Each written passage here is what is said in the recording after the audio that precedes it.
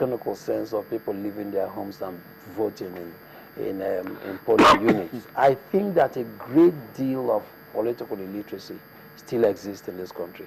I am a bit hesitant in characterizing democracy simply about people going to polling units. I think it's a lot more sophisticated than that.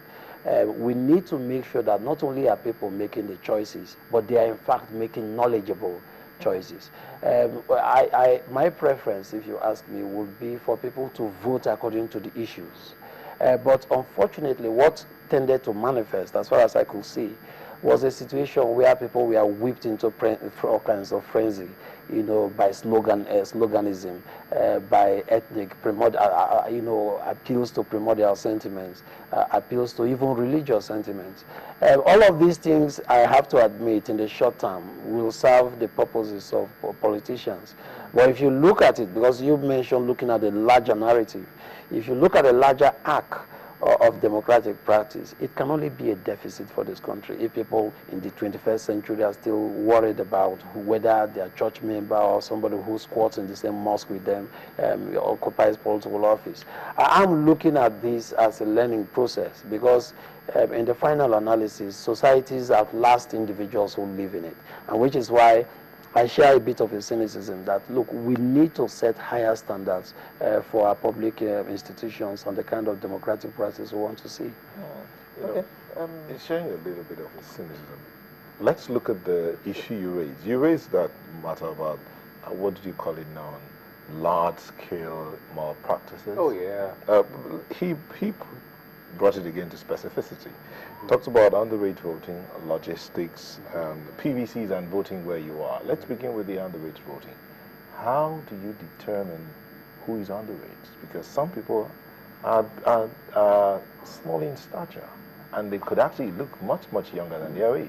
And at the time of registration, there's nothing there that says that can be used to determine someone's age. It's just what you say with your mouth. So, going forward, how do we get to that point where we can take care of issues of underage? Oh, I think I like your logic. It's so beautiful. I mean, you just look at somebody and said, you can't really say, maybe all we saw on television were dwarfs. Maybe they were all dwarfs. You know, all these people were above 18, but they were looking so short. Oh, come on. Please, you know, let's call a spade a spade. The day we start on the truth, it shall set us free. Everybody. And you know something, you asked the question, how do you determine? If more than one reasonable man begins to say, I think that child is underage meaning under 18, then it becomes so. Why? Perception is reality. Except you can prove otherwise. And I use the word a reasonable man. I think the doctor beside me is a reasonable man. I believe I am also reasonable, and many others. And the same thing we saw. And it's just not right for our democracy. There's too much desperation. There is this excessive lust for power, and we will do anything to be able to grab it. And at the end of the day, do what with it? Nothing. Just nothing. So, I don't even know what to say about the underage state. Somehow I think we want to sweep it under the carpet, no, we're not which we're very good at doing. Not sweeping it under the carpet. How do we deal with it? Let me how we deal with it, yeah. INEC first of all. And how did they get registered? I am pleased to announce that Mr. Idowu is now in our studios in Abuja, and I think I'd like to bring him in right now. Yes. He's still not ready to join us. He's in the studio, but he's still not. They're still prepping him. Oh, okay. So we'll go to him. When they will signal us when they are ready with Mr. Idowu. Yeah. Okay, how did INEC register those kids? And how did INEC allow them to vote? And how did they allow them to vote? Yeah, because you were asking for solutions to this, because we can't go back now. We can only anticipate how some of these problems can be solved. I think we can learn from what happens in other countries. In South Africa, for instance, where I worked for over a decade, I noticed that you could not even open a bank account without a national ID. You couldn't fly from Johannesburg to Cape Town, a flight time of about 2 hours, without presenting your green ID. your national ID. So what I think we can do is that before we even use the PVCs again, we need to make sure that each and every Nigerian has a national ID. We seem to have put the cart before the horse. We have a situation where extensive areas of land borders are still very porous. And so 2 weeks into the election, you see a whole drove of fellows come out from Niger, from Chad, from Cameroon, and elsewhere into Nigeria. They get registered. They actually get the PVCs. We have no national means of identifying who Nigerians are. So we are putting the cart before the horse. I suggest that going forward, what we should do is to make sure that every Nigerian has a national ID. And now when you see, the thing with national IDs is that they are disconnected from political practice. It's just a way of identifying who you are and confirming, reaffirming your citizenship of the country. It's got nothing to do with economics. It has got nothing to do with politics. And so the advantage then is people tend to be very honest and upfront about their biometric details. Now, when you want to go and vote, before you get the PVC, you'll be requested to present your national ID.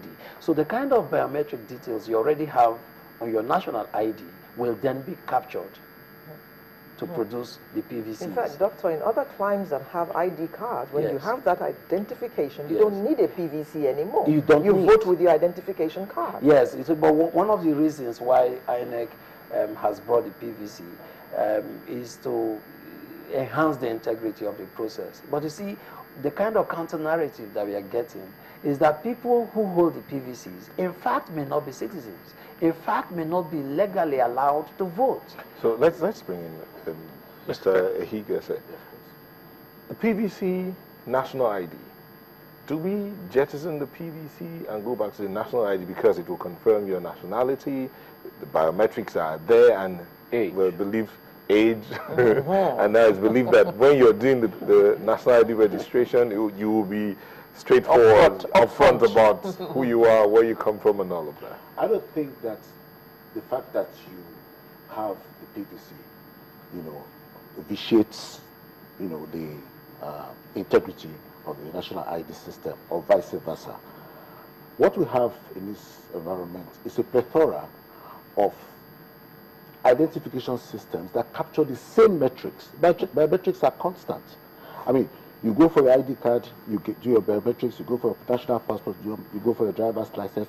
Why can't we have a national bank of You go for your PVN in the everything bank? you go for, you have your biometrics. So you'll have a duplication or a multiplication of all of these captures, of biometric information. And I'm saying, if we had a central national bank of such information, then you wouldn't need so many identification. Like a national ID card. Exactly. The same system by which you filter people to get the national ID card can also be applied to filter people to get the PVC.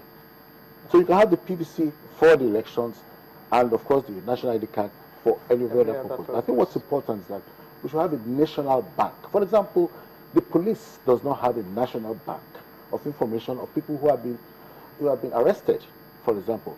I mean, if you go to some countries, the first thing they do when they arrest you in police station, no matter how trivial the offense, is to capture biometrics. They have your photograph, they have your thumbprint and all of these things, and it goes into a national bank.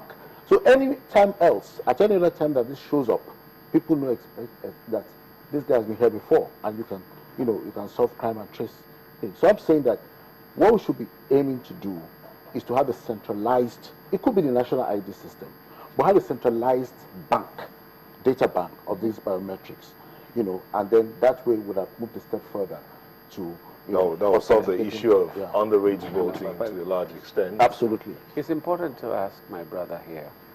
It's not a new idea. We've actually tried to have it. Why didn't we do it? What is the politics that influenced the fact that we had to jettison that idea? This is what we should be discussing. It's not a new idea. Nigerians know they need it. Even if we didn't think of it, we could copy from other countries. But we tried it. It ended in what? In a scandal and swept away, and we move on. If we try again, when will it happen? There is a reason why we will never